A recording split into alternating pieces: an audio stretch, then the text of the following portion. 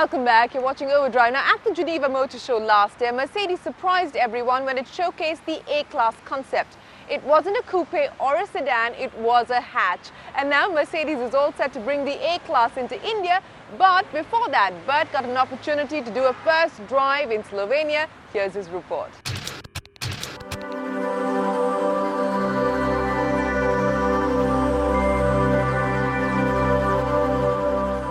This is the all-new Mercedes-Benz A-Class, and it's a very important car for Mercedes because it's a key volume segment player.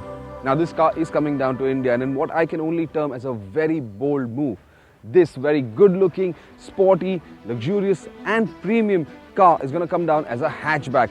I so desperately wanted to succeed because that will set off a wave of premium luxury hatchbacks in the country, I'm sure. But let me tell you more about this hatchback.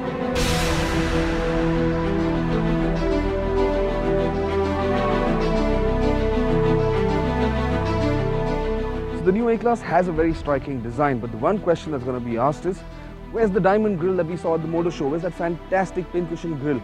Well, this is the traditional design which will come on all the other variants, but the AMG Sport variant, now that is the only variant that will get that very stunning diamond grille. As for the rest of the car, well, it's a fantastically designed car. It's got a nice low slung stance, crouches very low, looks very dynamic. But here's one bit of a problem. I'm going to take my hat off for that. And, well, if you try to get inside this car, yes, because it's crouched that low, ingress is going to be a bit of an issue. And as you can see, I've taken off my hat and, well, I'm going to get a few lumps over there. The A-Class is 4.2 meters long, and that means you should get some fair amount of space inside this cabin.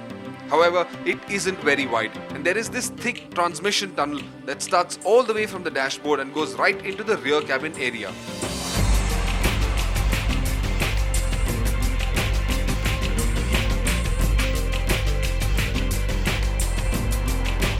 This is a very stylish cabin. It's Mercedes coming back to form. The attention to detail, the finishing and the design flourishes within this cabin, well, they're just incredible. I especially like this carbon weave on the dashboard. Looks very premium. Even these bezels on the aircon knobs, the steering wheel, they're all fantastically detailed and finished. The chrome touches, the aluminium. It's a very youthful, a very energetic cabin, and that makes me feel good about driving this car.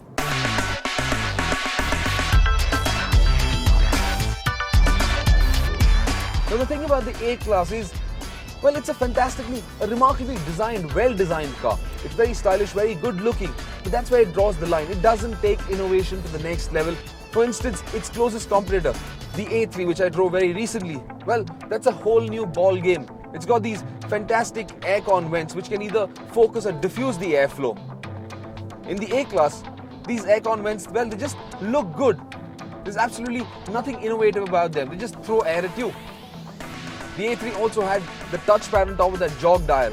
The A-Class, it's got a new generation command system which has a newer, brighter display unit. It's a higher resolution display unit and it's a much easier interface. But it just does not take things to a whole new level. Globally, there's a choice of both petrol and diesel engines for this car.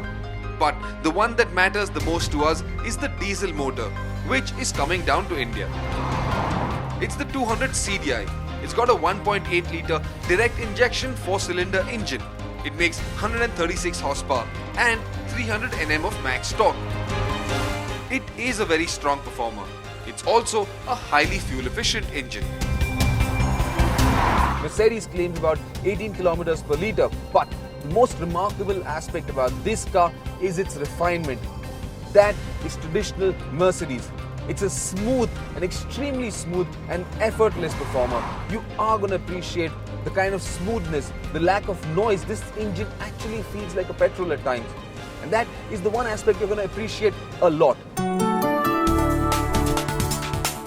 It's a very nice steering, especially at parking speeds. But as the speeds increase, the weight on the steering increases. At speed, the steering makes this car feel very precise, articulate and very stable. The suspension uses a MacPherson setup at the front and it's got a multi-link at the rear. Now there are several aluminium components thrown in just to keep the unsprung weight low. But the most endearing aspect about this suspension is the ride quality. Like any other Mercedes, this is a very comfortable car to drive. The suspension irons out almost every bump on the roads, and that is one aspect you're going to appreciate a lot. But what the A-Class also adds to its equation is a very dynamic character. At motorway speeds, this is a very stable and a very well-planted car, but get into the twisties, throw it around a bit, and you are going to enjoy this car. It is very dynamic, it is very agile, it's very precise. The one very cool bit of tech that you now get in the A-Class is the Distronic function.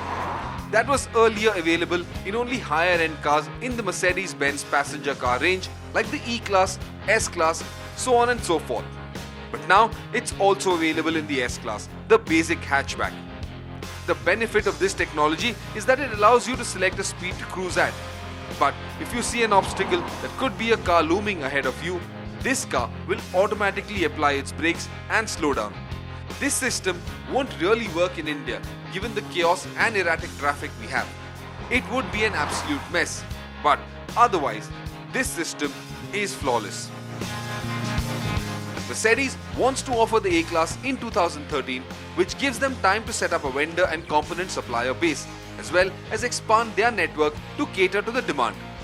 A demand that will be fueled by the A-Class pricing, which we are expecting to be around Rs 20 lakh.